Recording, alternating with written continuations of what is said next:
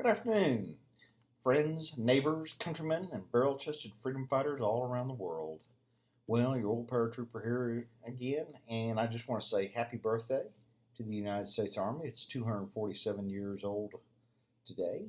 And as a friend of mine at violentarival.com put out, he's wished his mistress, the U.S. Army, a happy birthday. And I had to remind him, I said, the U.S. Army is definitely a mistress. It will use you and abuse you. Kind of an evil. So it will always leave you for a younger man who's in better shape and probably better looking. So just remember that. But it has been a wonderful part of my life, and I've learned a lot and made a lot of great friends there. So I don't regret any of it. Well, we did our video on the 6.5 and the NGSW and got a lot of feedback. I really appreciated that. Kind of upset a few fanboys, which actually it led into another conversation. We were talking about, I used to teach a class called Wound Ballistics, and I got a lot of that class from APT Academy, which is out here in Galena, Missouri. Excellent firearms training facility. They have rifle, pistol, shotgun, law enforcement, sniper, SWAT, medical training. It's just a great facility. I can't recommend them enough. Anyway, one of the classes I took out there was, a portion of it was called All Bullets Fail. Now, if you are a soldier, if you're a law enforcement guy, if you're Joe citizen planning on protecting your home, hearth, and family, and especially if you're a big game hunter as well, this is a subject that you need to know a little bit about. Basically, what it boils down to is we all want to have one shot, one kill, whether that applies to a big game hunter or a military sniper. Unfortunately, it does not often work out that way. And for the simple being that mammals, be they two-legged or four-legged, are extremely resilient creatures. We're also incredibly fragile as well. And I could talk about wound ballistics for a very long time. But I'll give you this example right here. Of course, have anybody ever heard of a fellow named Master Sergeant Roy Benavides of 5th Special Forces Group? He's a great character to study. In May of 1968, he was involved in a battle, and during the course of that battle, he earned the Medal of Honor, and he also received 37 bullet, bayonet, and shrapnel wounds. This is an example of an incredibly resilient man who overcame, a lot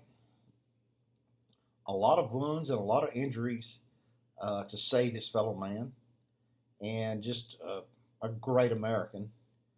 But it's also a show how tough the human body is, because while his valor is uncommon, there are a lot of other examples in history and studies that show us that the human body can take a lot of damage and continue to function, particularly when adrenaline is involved.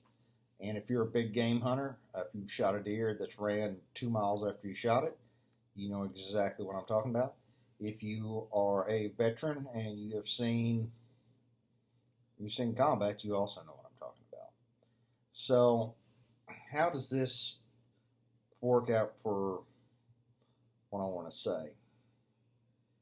Basically, every bullet that is shot, there's a strong possibility that you're going to need another bullet. I think I've had been in several courses where they said if anything's worth shooting once, it's worth shooting twice. Now, how does this pertain to the 6.5? A lot of people think that it's going to be a magic bullet that is going to instantly drop bad guys.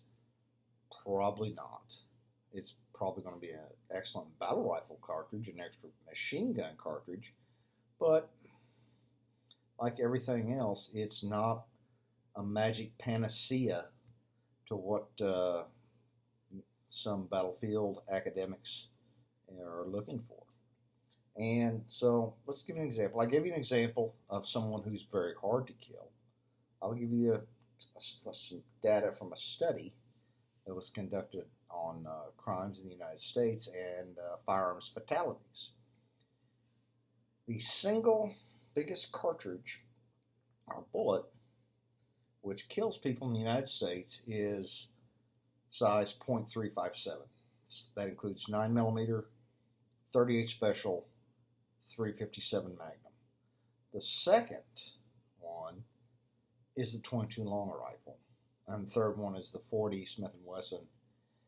And basically, it fascinates me that the .22 long rifle kills probably more people than almost any other cartridge in the United States besides the 9mm 38 Special 357. So this is a small round designed to kill small animals, but yet it kills a lot of people.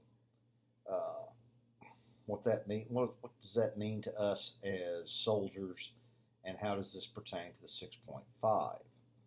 Well, basically what it tells us is that any size bullet has the capability to kill a human being. Now, what have we done in the military? Well, we started out in the American Revolutionary War shooting a .69 caliber musket ball, which is a rather large bullet. We then went into this, as time evolved, the rounds got smaller.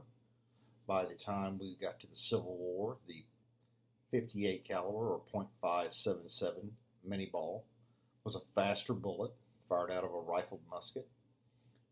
Did a great deal of damage, but still technically a large, slow bullet. It's about the size of my thumb. So, or as you were, my little finger. 69 caliber is about the size of my thumb. But as time evolved, the rounds have shrunk. The next round after that was .45-70, which was using the trapdoor Springfield. It was followed by the .30-40 Krag, which was our first smokeless cartridge. After the Spanish-American War, we discovered that the 7mm Mauser was a better round, which became, for us, the Ordnance Board looked up and came with the .30-03, which became the .30-06, which was, of course, used in the 1903 Springfield, 1917 Enfield, M1 Garand, Browning automatic rifle, and Browning machine guns, which have continued into use into the 1960s and still in foreign service today. Of course, our round continued we stayed 30 caliber after the NATO trials in the late 1940s, 1950s. Although the British did have a 6mm round that we probably should have adopted, but we didn't. We forced the 7.62x51 NATO on NATO, which is also known as .308 Winchester. And it's a great round. If you're going to shoot somebody at 300, 400, 500 yards, and you're hanging out in the Fulda Gap in Germany, and you're running a full-size battle rifle, that is where that particular round, that cartridge, and that rifle truly excels. Unfortunately, we found ourselves involved in a lot of counterinsurgency operations in Southeast Asia, and through Curtis LeMay, the early U.S. advisors who went to Vietnam, who tested it, the Special Forces who tested it, we wound up getting the M16 rifle and what was then called the XM193 cartridge, which was a 55 grain bullet propelled by a powder called IMR, Improved Military Rifle, a very fast but also extremely clean burning powder. Unfortunately, the Army screwed that up with the advanced adaptation of the M16A1. They went to a ball powder, which caused a lot of fouling, cleaning issues, and reliability issues, which unfortunately, a lot of good men lost their lives because of that. Way to go, Big Army. Anyway, as time moved on, we moved further. We still attempted to try to get a miracle cartridge. There were some programs called the Special Purpose Individual Weapons in the 1950s and 60s, which all basically evolved into the Advanced Combat Rifle Program in the 1980s, where they were experimenting with caseless ammunition and trying to make that work. Unfortunately, the technology just wasn't there.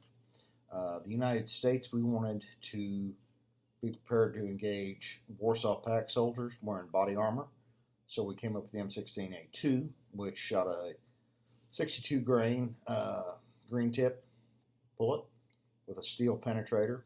You could shoot further because we changed the rifling in the barrel, the M16.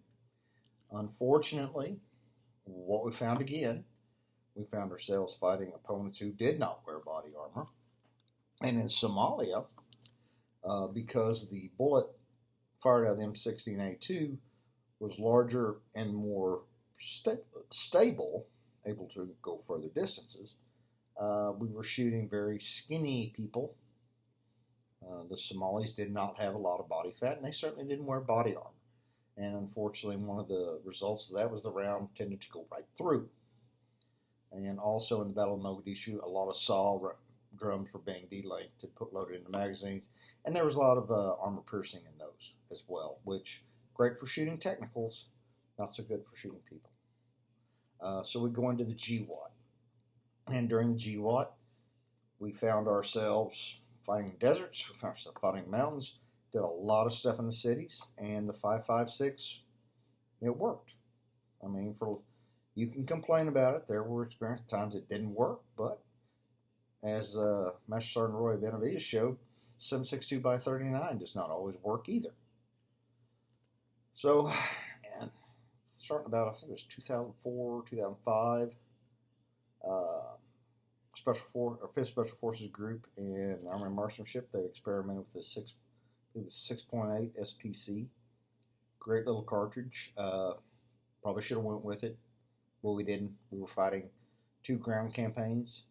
Didn't make sense to change cartridges. Our enemies, particularly in Afghanistan, they adapted.